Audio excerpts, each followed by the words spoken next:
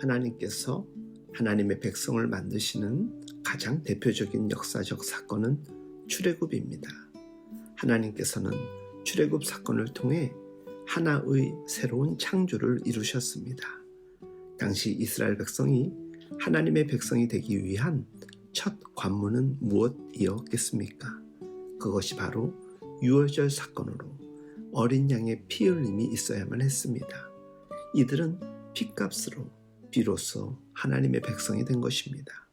이 말은 다시 말하면 이들에게 어린 양의 피 흘림이 없이는 그날 밤 애굽 사람들과 마찬가지로 죽음의 심판을 면할 길이 없는 죄인들이라는 것이죠.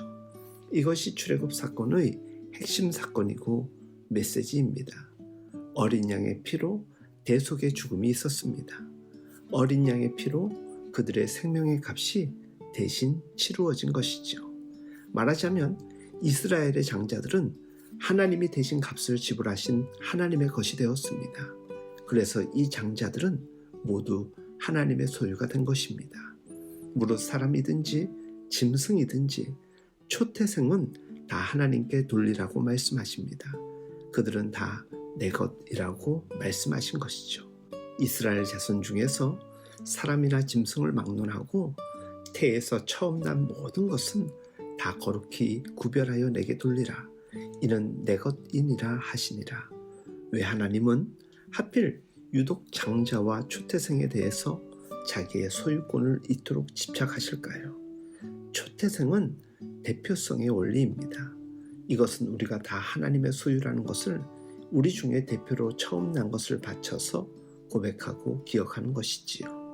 그래서 히브리서 12장 23절에는 우리가 모두 장자들만 있는 게 아닌데도 하늘 장자들의 총회에 들어간 자들이라고 전하고 있습니다. 출애굽의 진정한 메시지가 여기 있습니다. 출애굽의 중심은 단순한 탈출이나 해방이 아닙니다. 출애굽 사건에는 하나님의 목적이 있습니다. 이것이 하나님의 백성 되는 것의 진정한 의미이지요. 이것은 단순한 노예 해방이 아닙니다. 보다 나은 삶을 위한 투쟁과 해방은 더더욱 아닙니다. 왜 하나님이 출애굽을 한 이스라엘 백성들에게 수차례나 반복해서 계속 유월절과 무교절의 규례를 강조하시며 그 메시지를 가르치고 전달하라고 명하십니까?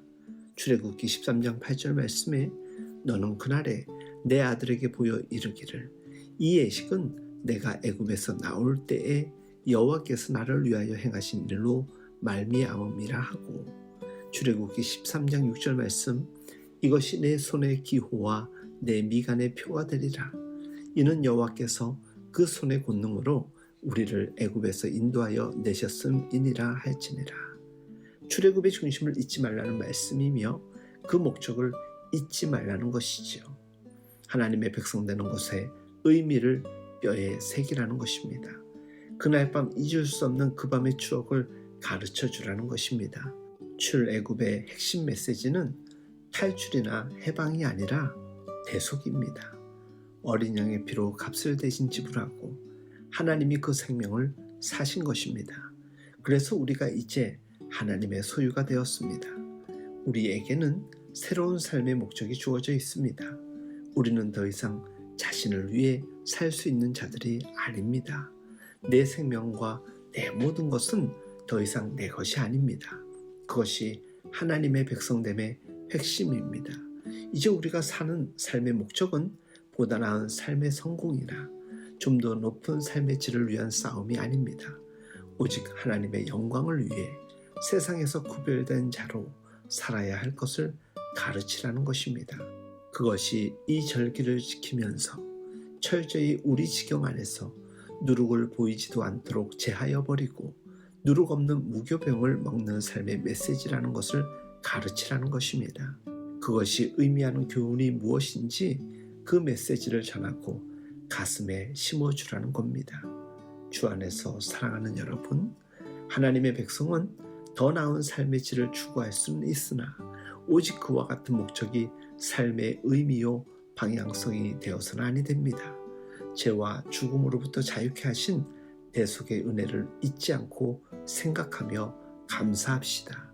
오늘 하루도 하나님께 속한 자로 강건하게 살아가길 예수님의 이름으로 축복하며 응원합니다.